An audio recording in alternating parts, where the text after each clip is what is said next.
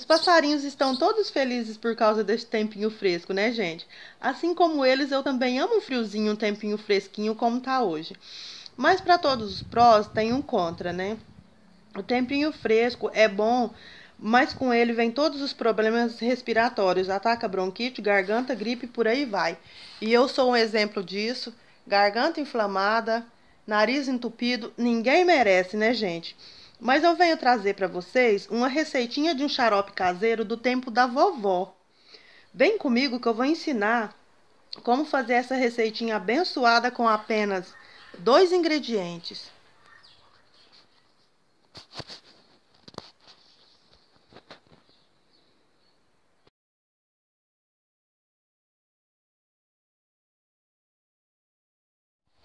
Gente, vocês só vão precisar de uma cebola e também do açúcar mascavo. Açúcar mascavo, gente.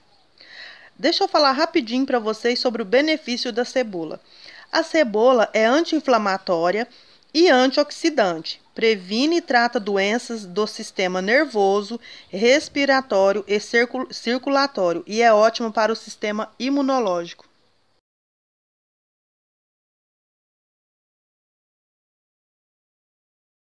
O açúcar mascavo é feito da garapa, que vira rapadura, e da rapadura ele é moído e transformado no açúcar mascavo.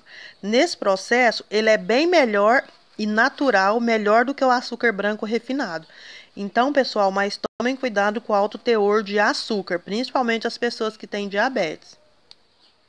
E por todo esse processo, ele tem essa cor amarronzada. Então, vocês vão pegar uma cebola, vão cortar em fatias, em rodela, e vai colocar dentro de um recipiente já com açúcar mascavo. Eu deixei já pronto aí para adiantar o vídeo, pessoal. Já tinha colocado 2 colheres, né? Umas 3 fatias, umas 3 rodelas da cebola e umas 2 colheres de açúcar mascavo. Então, o que que acontece? Receitinha de vó, né, gente? A gente vai tampar. Dizem que tem que deixar de um dia para o outro no sereno.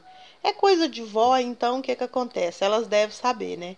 Se vocês sabem o motivo, eu não sei o motivo que tem que deixar no sereno, mas vocês comentam aí embaixo.